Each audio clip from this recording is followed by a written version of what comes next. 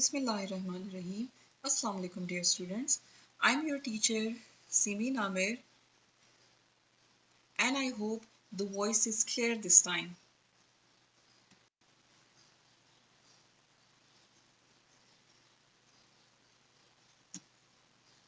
This is my lecture number 4 for grade 7 geography. We have already started chapter number 2, which is Earth Alive. In the previous lecture, I have told you about the plate tectonics, and it was like I've told you that the Earth's crust is rigid and is broken into different plates, and these plates are called plate tectonics. These are crustal plates, and of two types: continental plates and oceanic plates. And I have told you that Earth's surface is divided into these large plates. They are constantly moving and changing shape. Uh, its evidence indicates that the face of Earth's surface has changed significantly since its initial formation. In the previous lecture, I have told you about the different layers of the interior of Earth, that crust, mantle, and core.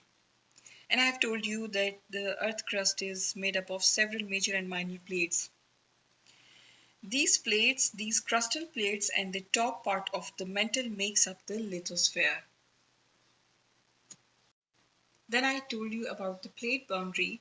As you know that there are many major and minor crustal plates. So these plate boundaries are the edges where two plates meet. Most geologic activities, including volcanoes, earthquakes, and mountain building, take place at the plate boundaries. So in simple word, we will see the place where two crustal plates meet is called plate boundary.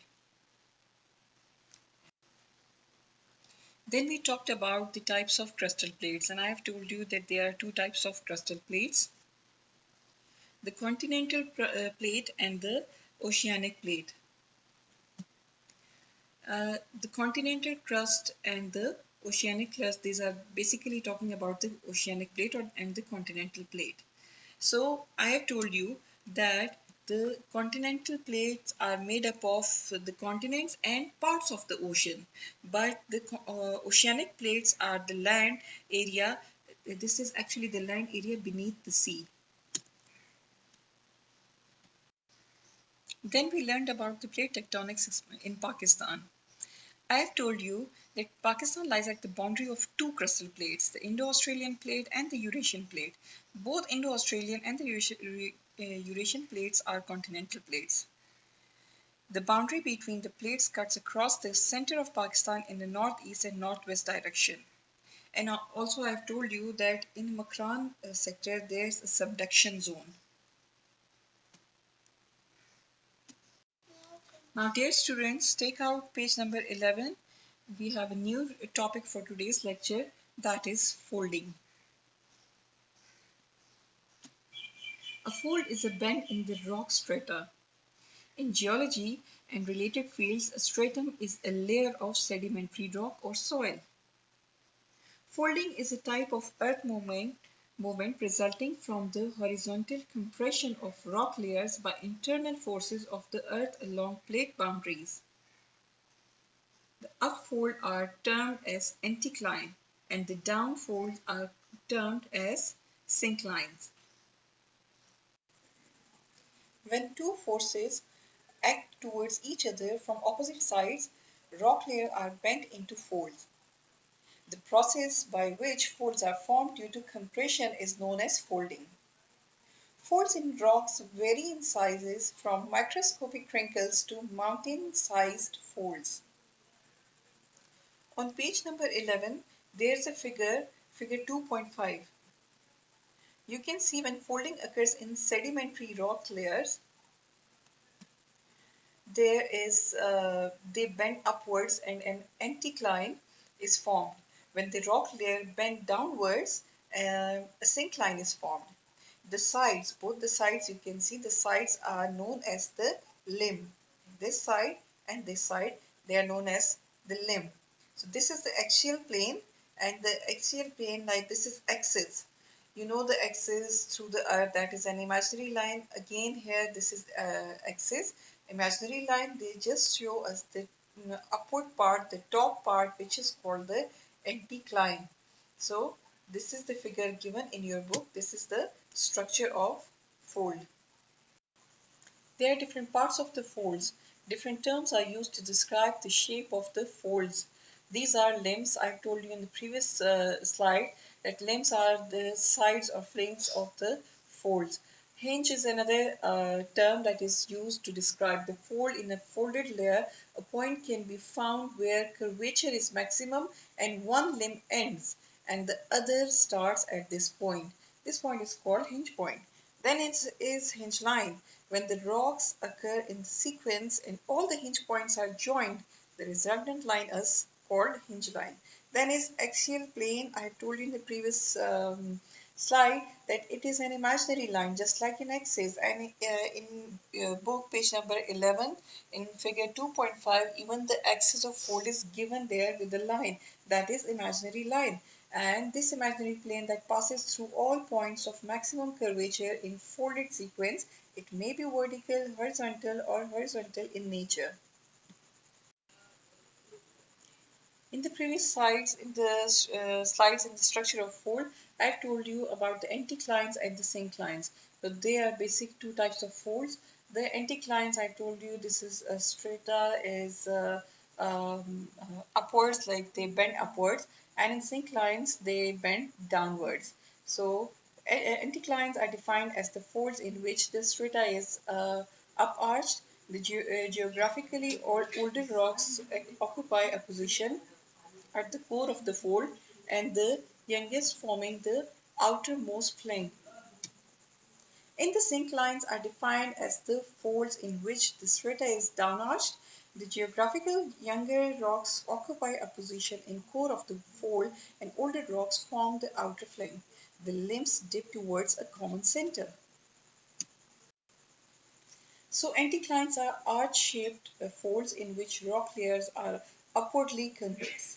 Folds typically occur in anticline-syncline pairs. The hinge is the point of maximum curvature in a fold. The limbs occur on either side of the fold hinge, and the imaginary surface bisecting the limbs of the fold is called the axial surface. The amount of force exerted on rock layers influences the way they bend and crumble. There are different types of folds are formed depending on the strength of the compression. These different types are symmetrical fold, asymmetrical fold,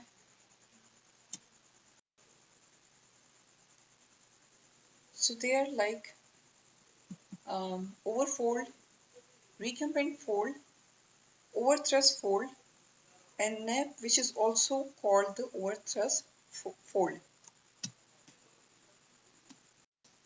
A fold where both limbs are equal in steepness because compression from opposite sides is equal.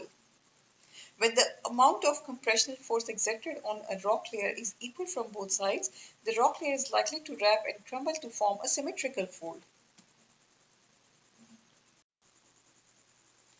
When the amount of compressional force exerted on the rock layer is unequal, or we can say not equal, when the force exerted on one side is stronger than the other side, the rock layer will wrap to form an asymmetrical fold.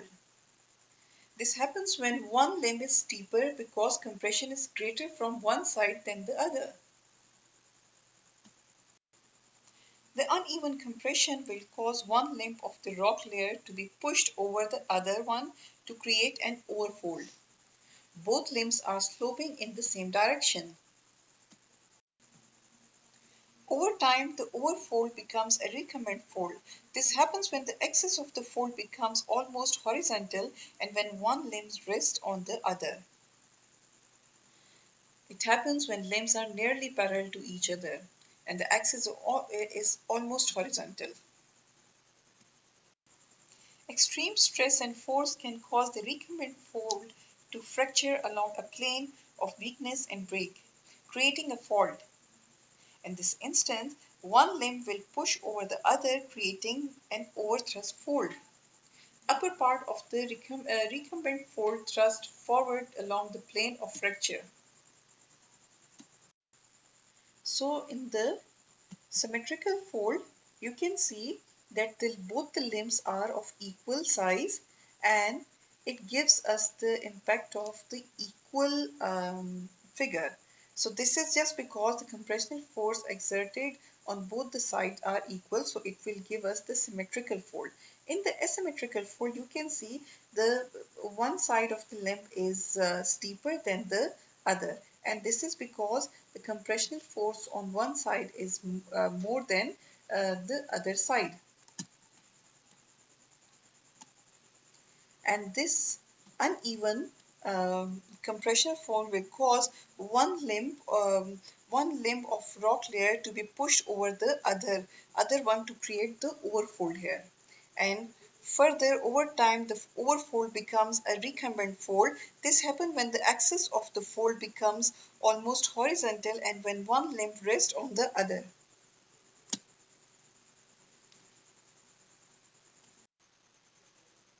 The whole process will result to form a fold mountain. Now I'm telling you how are fold mountains formed. Fold mountains are formed when two plates move together, a compressional plate margin. This can be where two continental plates move towards each other or a continental and oceanic plate. The movement of the two plates forces sedimentary rocks upwards into a series of folds. This is created where two or more Earth's tectonic plates are pushed together. At these colliding, compressing boundaries, rocks and debris are wrapped and folded into rocky outcrops, hills, mountains, and entire mountain ranges. Fold mountains are created through a process called orogeny. Fold mountains.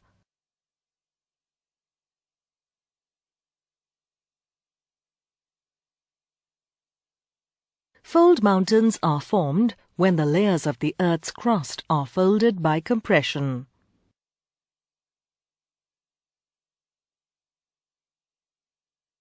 To make your own fold mountains with the help of some hand towels, lay 10 hand towels on a flat surface and place 2 shoe boxes on each side like shown here.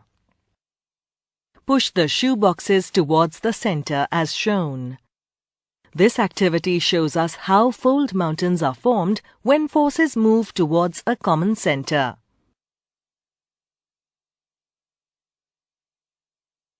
The Aravalli Range in India is an example of old fold mountain. It was formed over 250 million years ago and has gentle slopes and low altitude due to weathering over time.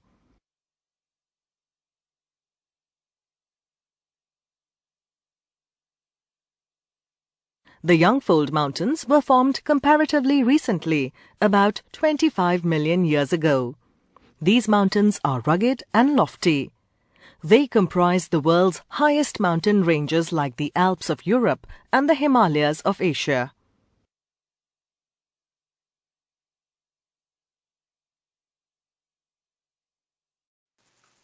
So here is your assignment there. I'm not going to give you many questions. This is only one question and not a lengthy one. This is how are fold mountains formed? And the answer is fold mountains are formed when two plates move together. A compressional plate margin in bracket. This can be where two continental plates move towards each other or a continental and an oceanic plate. The movement of the two plates forces sedimentary rocks upwards into a series of folds. Let me repeat. How are fold mountains formed? Fold mountains are formed when two plates move together.